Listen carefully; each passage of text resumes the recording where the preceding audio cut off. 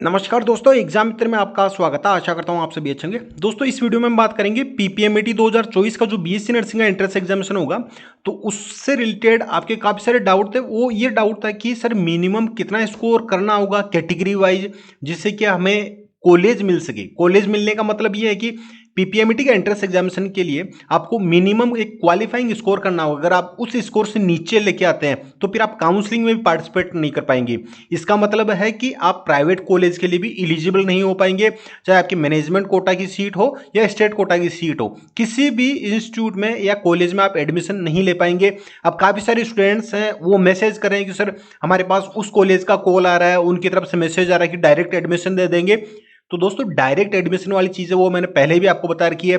INC की तरफ से नोटिफिकेशन जारी किया गया था कि डायरेक्ट एडमिशन है वो प्राइवेट कॉलेज वाले भी अब नहीं दे सकते। आपको एंट्रेंस एग्जामिनेशन देना होगा और उसमें मिनिमम क्वालिफाइंग स्कोर करना होगा, फिर काउंसलिंग में पार्टिसिपेट करना होगा और उसी के माध्यम से ही आपको बीएससी नर्सिंग में कॉलेज या सीट अलॉट होगा। उसके अलावा डायरेक्ट एडमिशन का कोई भी रोल नहीं है। तो आप इस तरह की किसी भी चीज़ से भ्रमित ना हो। बाकी मैं आपको केवल गाइड कर सकता हूं, सजेशन दे सकता हूं। आप कितना उसको समझते हैं कितना नहीं समझते वो आप पे डिपेंड करता है। तो इस वीडियो में हम बात करेंगे कि आपका मिनिमम क्वालिफाइंग स्कोर कितना होना चाहिए, क्योंकि अभी जो यूपी बीएससी नर्सिंग का रिजल्ट आया है तो काफी सारे ऐसे स्टूडेंट जिन्होंने क्वालिफाइंग स्कोर भी नहीं किया और वो अब परेशान है कि सर हमारे तो इतना ही स्कोर हुआ है, हम क्या एलिजिबल है या नहीं है। तो जिनका क्वालिफाइंग स्कोर नहीं हुआ है वो काउंसलिंग में पार्टिसिपेट नहीं कर पाएंगे। यही सेम चीज पीपीएमईटी के लिए भी लागू होगी। तो सारी जानकारी आपको इस वीडियो में मिलेगी। वीडियो को शुरू से अंत तक जरूर देखिए। अगर हमारे चैनल पे नए हैं, चैनल को सब्सक्राइब करके बेल आइकन जरूर प्रेस करना, जिससे कि आने वाले सभी वीडियोस का नोटिफिकेशन आपको मिल सके। और दोस्तों, इस टेलीग्राम चैनल को जरूर ज्वाइन कर लीजिए। मैं समय समय पर इस चैनल पे आपको अपडेट प्रोवाइड करवाता रहता हूं। इसका लिंक आपको डिस्क्रिप्शन बॉक्स में भी दे रखा है, या आप डायरेक्ट जाके पीपीएमईटी 1 आप टाइप करेंगे तो ये चैनल ओपन हो जाएगा, ग्रुप चैनल टेलीग्राम का। तो इसे आप ज्वाइन कर लीजिए। मैं समय समय पर इस पर सारी अपडेट है वो आपको प्रोवाइड करवाता रहता हूं। अब बात करते हैं कि आपका मिनिमम है वो स्कोर कितना होना चाहिए।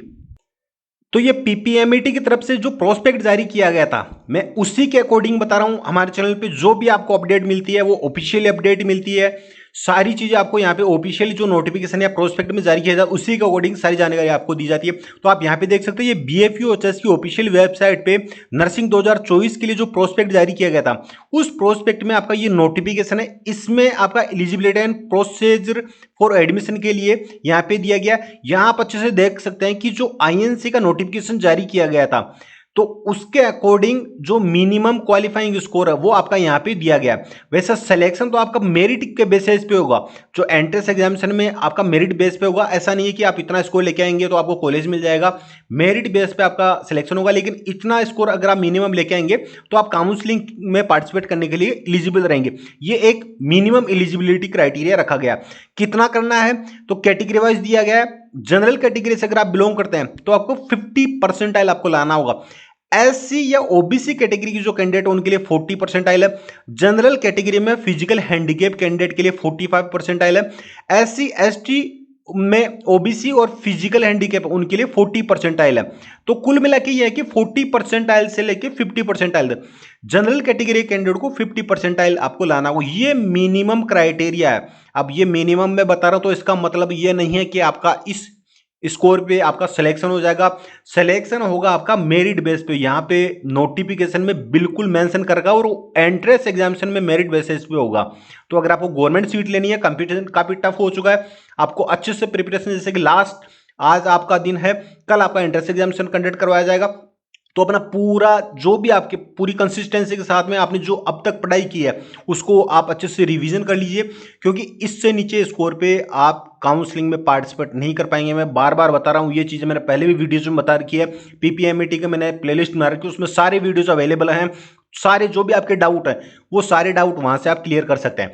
अब जो चीज़ मैं वीडियो में बता चुका होता हूं, आप कमेंट में वही चीज़ पूछते हो, तो मुझे ये देख के दुख होता है कि आप वीडियो पूरा देखते नहीं हो और फिर सेम वही चीज़ आप कमेंट में पूछते हो और फिर आप बोलते हो कि सर आप रिप्लाई नहीं करते, जबकि मैं ऑलरेडी वो चीज़ अच्छे से एक्सप्लेन कर चुका होता हूं वीडियोज़ में।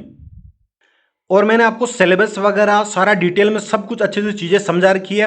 अब आपके पास में जो लास्ट टाइम बचा है उसमें आप कम से कम इन दो चीज़ों को जरूर फॉलो कर लीजिए। एक तो आपकी बेसिक इंग्लिश ग्रामर है, इसमें से आपके 20 क्वेश्चन पूछे जाएंगे, और नेक्स्ट आपकी एक नर्सिंग एप्टीट्यूड, इसमें से भी आपके 20 क्वेश्चन पूछे जाएंगे। अगर आप लास्ट टाइम में जाते जाते भी इन दोनों को अच्छे से फॉलो कर लेंगे तो आप इनमें से भी आप इतना स्कोर कर लेंगे कि आप अपने लिए क्वालिफाइंग स्कोर जितना तो स्कोर आप कर लेंगे और काउंसलिंग में पार्टिसिपेट कर पाएंगे, क्योंकि दोनों में आपके 40 क्वेश्चन पूछे जाएंगे और आपने अगर इनको अच्छे से फॉलो कर लिया तो 40 में से 40 क्वेश्चन आपके इनमें से ही करेक्ट होंगे और सारे के सारे क्वेश्चन इन्हीं में से ही देखने को मिलेंगे। तो ई बुक्स के लिंक मैंने डिस्क्रिप्शन बॉक्स में आपको प्रोवाइड करवा रखे हैं, उन्हें आप अवेल कर लीजिए। नर्सिंग एप्टीट्यूड का इंपॉर्टेंट क्वेश्चन भी इसमें दिए गए, important multiple choice question with answer आपको दिए गए, और इसमें कंप्लीट सिलेबस भी दिया गया। ये दोनों सब्जेक्ट बेसिक इंग्लिश ग्रामर और नर्सिंग एप्टीट्यूड बिल्कुल इजी है। मैं बोलते बोलते थक गया, लेकिन स्टूडेंट्स है वो अपने मन मुताबिक ही चीज़ों को फॉलो करें। बाकी तो मैं क्या ही कह सकता हूँ, वो आप पे डिपेंड करता है। मैं केवल गाइड कर सकता हूँ, सजेशन दे सकता हूँ। ये सारी चीज़ें पिछले 4 से 5 सालों का अगर मेरा वीडियोस देखेंगे तो उनमें आपको समझ में आ जाएगी कि मैं क्या चीज़ें आपको समझाना चाह रहा था। और कंपटीशन ईयर बाई ईयर बढ़ता ही जा रहा है, तो आपको लाइटली बिल्कुल भी नहीं लेना है कि मेरे इतने मार्क्स आ जाएंगे तो मैं इजीली मेरे को ये कॉलेज मिल जाएगी। कॉलेज भी कोई फिक्स नहीं है कि आपको यही कॉलेज मिलेगी। आप काउंसलिंग में किस तरीके से पार्टिसिपेट करते हो, कौन सी चॉइस फील करते हो, आपका स्कोर क्या आता है अपनी कैटेगरी के अकॉर्डिंग, सारी सब कुछ आपका स्कोर लाने के बाद में काउंसलिंग पे डिपेंड करेगा। अगर आप अच्छे से काउंसलिंग करेंगे, काफी बार ऐसा हुआ है, जैसे पिछले वर्षों में मैं देखता हूं बहुत अच्छा स्कोर होने के बावजूद भी ऐसे स्टूडेंट्स देखने को मिले हैं जिनका बहुत अच्छा स्कोर होने के बाद में भी उन्हें गवर्नमेंट सीट ही नहीं मिल पाई। वो इसलिए नहीं मिल पाई क्योंकि उन्होंने काउंसलिंग है वो अच्छे से नहीं की थी। और सारा का सारा जो चीज़ है वो डिपेंड करेगा आपका एंट्रेंस एग्जामिनेशन देने के बाद में काउंसलिंग में। तो आप काउंसलिंग अच्छे से करेंगे तो आपको ये मान के चलिए क्वालिफाइंग स्कोर करने के बाद में भी आप बेस्ट कॉलेज है वो आप अपने लिए अपनी सीट है वो कन्फर्म कर सकते हैं। बाकी आप किसी भी काउंसलर से अपनी काउंसलिंग का वो करवा सकते हैं, या आप मेरे द्वारा भी अपनी काउंसलिंग प्रोसेस है वो करवा सकते हैं। बाकी किस तरीके से आप मेरे द्वारा काउंसलिंग करवा सकते हैं, क्या प्रोसीजर है, वो मैं आपको आने वाली वीडियोस में अच्छे से समझा दूंगा। तो आप मुझे इंस्टाग्राम पे मैसेज करके वहाँ कॉन्टेक्ट कर सकते हैं कि सर हमें काउंसलिंग करवानी है। तो सारी की सारी प्रोसेस है काउंसलिंग वो मेरे द्वारा आपकी काउंसलिंग प्रोसेस वो कंप्लीट की जाएगी। तो लास्ट टाइम में आप जाते जाते ये नर्सिंग एप्टीट्यूड की और बेसिक इंग्लिश ग्रामर इन दोनों ई बुक को आप अवेल कर लीजिए, लिंक डिस्क्रिप्शन बॉक्स में दे रखे हैं। 200-300 रुपए में आपका कुछ नहीं जाना। आप 200-300 रुपए देखते हो कि सर हमारे पास पैसा नहीं है, आपने 4,500 रुपये लगा के फॉर्म फिल किया है और आप आने वाले टाइम में आप अपनी बीएससी नर्सिंग की फीस देंगे तो उसमें भी आपका पैसा लगेगा। और अगर आप ये मान के चलिए कि 10 से 15 या 20 मार्क्स भी आप इन दोनों ई बुक से ले आते हैं तो आपको गवर्नमेंट सीट मिल सकती है। आप अपने लिए पैसा है वो आप सेव कर सकते हो, जो आपकी फीस लगनी है वो आप सेव कर सकते हो।